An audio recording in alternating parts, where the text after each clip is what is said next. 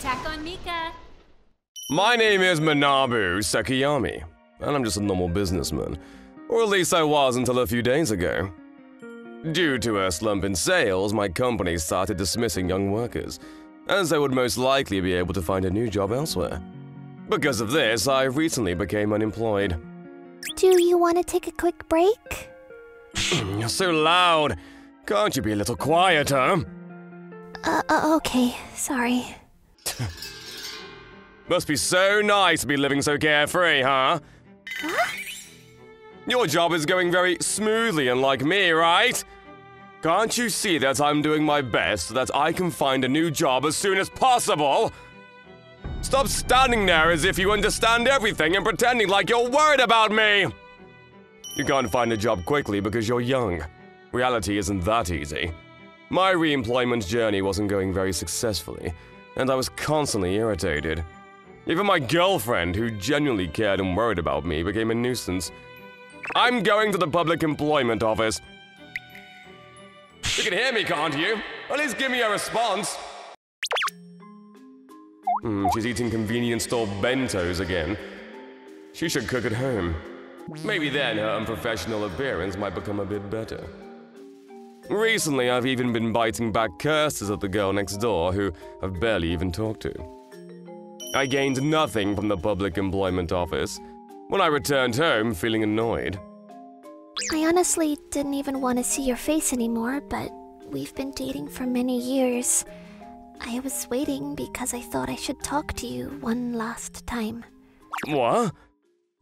Manabu, I knew that you've been feeling lost and extremely stressed from job hunting too.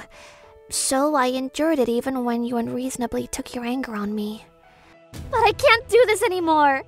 I'm not that good of a person to think that it's not your fault and continue to be nice to you. I can't handle this anymore. Let's break it off. Goodbye!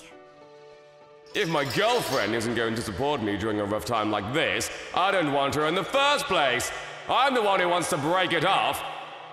Just like that, I lost my long-term girlfriend too. I couldn't find a new job after that. I was finding it a hassle to even go to the public employment office when… There's a fire, man! Seriously? That's big news! Their behavior is so inappropriate. I mean, I guess that's how it would be if they're not directly involved in the accident. The place on fire, isn't that my place? Hey! Are the firefighters not here yet?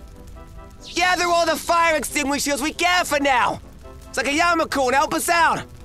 Well, there's still someone on the second floor. That's bad, right? Isn't someone gonna help her?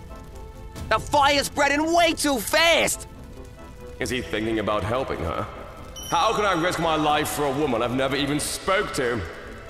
I don't think we can go inside. Stupid! What is she doing? Hurry and come out here!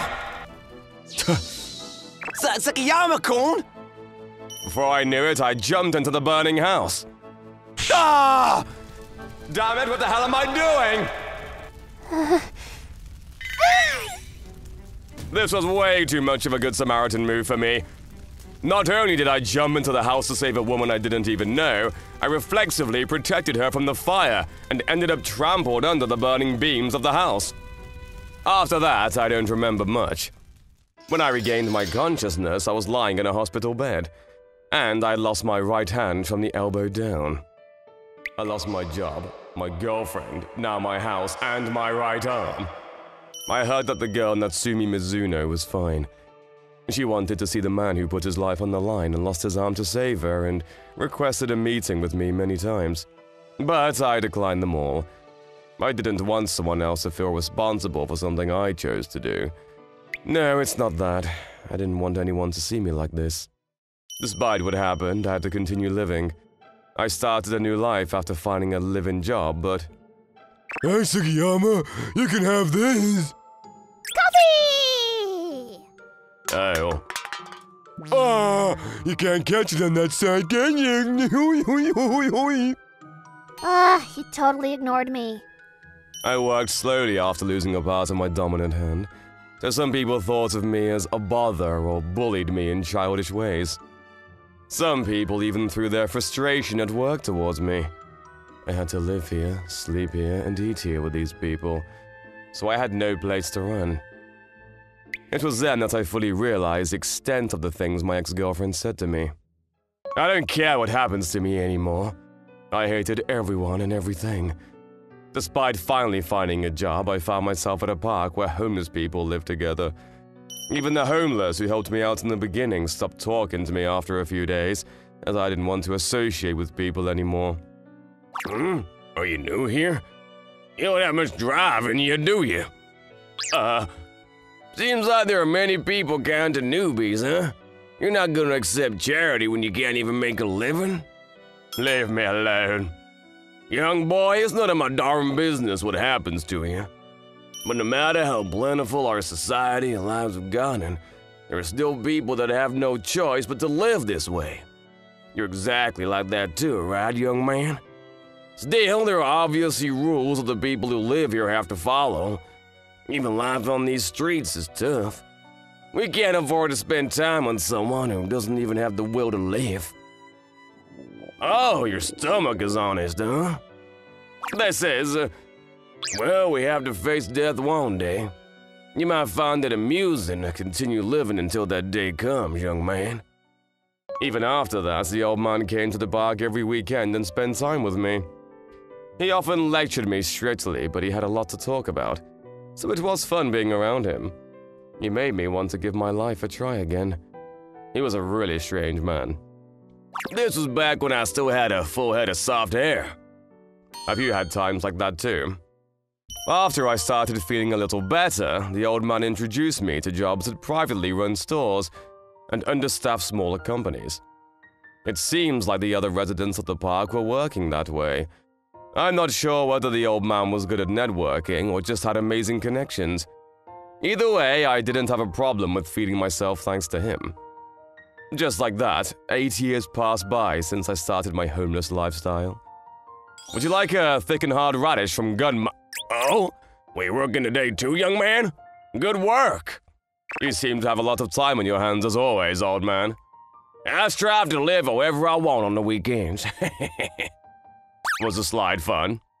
I wasn't on the slide, stupid boy. Is that? What is it? What's wrong? It's nothing. It wasn't just my living situation.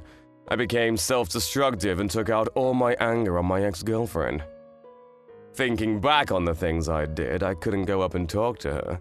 I was extremely embarrassed. I swear I realized it too late. I finally found you. Huh? I came to repay you for what you did for me.